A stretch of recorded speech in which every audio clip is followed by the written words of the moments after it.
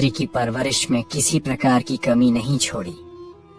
ऐसे ही समय बीतता गया। जो पुत्री रानी ने दासी के हवाले की थी, वह धीरे धीरे बेटी बड़ी होने लगी और जवान हो गई। राजमहल में उसका पालन पोषण नहीं हुआ।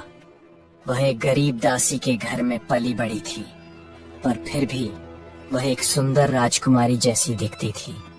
जब वह जवान हो गई तो दासी ने उसे राजमहल ले जाना बंद कर दिया। वह पूरे दिन दासी के घर में ही रहती थी।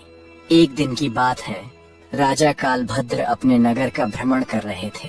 जब उनकी सवारी उसी दासी के घर के सामने से होकर निकली तो वह कन्या अपनी छत पर नहाकर अपने केश सुखा रही थी। रूपवती तो वह थी ही, उस समय और भी अधिक सुंदर प्रतीत हो रही थी। रथ पर बैठे राजा कालभद्र की अचानक उस कन्या पर नजर पड़ी।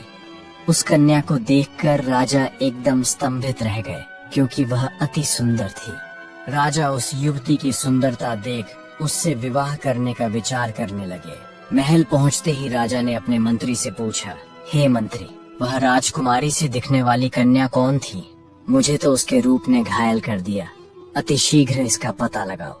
मंत्री तुरंत पता लगाने गया और पता करके राजा को सूचित किया। महाराज, वह कन्या एक बूढ़ी औरत की भतीजी है। रात भर राजा की नींद हराम रही। बार बार उसी लड़की का चेहरा उनकी आंखों के सामने आता रहा।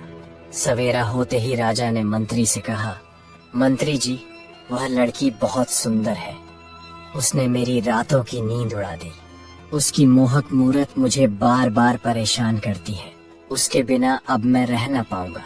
एक काम करो, कुछ लोगों को साथ ले जाकर तुम उस बूढ़ी औरत के घर जाओ और उस लड़की के साथ मेरी शादी की बात करो। उसी दिन राजा के कहने पर मंत्री अपने कुछ सैनिकों के साथ उस बूढ़ी औरत के घर गया और दासी से कहा कि हमारे राजा साहब आपकी पुत्री से विवाह करना चाहते हैं और आपकी पुत्री को राजा साहब अपनी रानी बनाना चाहते हैं।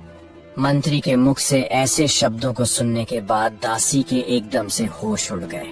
वह मन ही मन सोचने लगी, हे भगवान, यह कैसा अनर्थ होने जा रहा है। आखिर अब मैं क्या करूं? वह कन्या तो उसी राजा की पुत्री है और राजा इस बात को नहीं जानता है। उसी समय उस बूढ़ी माँ ने साफ इनकार करते हुए कहा, भाई, मैं एक गरीब स्त्री हूँ। मेरी भतीजी राजा साहब के योग्य नहीं है, इसलिए आप दोबारा इस रिश्ते को लेकर कभी मेरे घर मत आइए। मंत्री ने कहा, ओ मूर्ख बुढ़िया,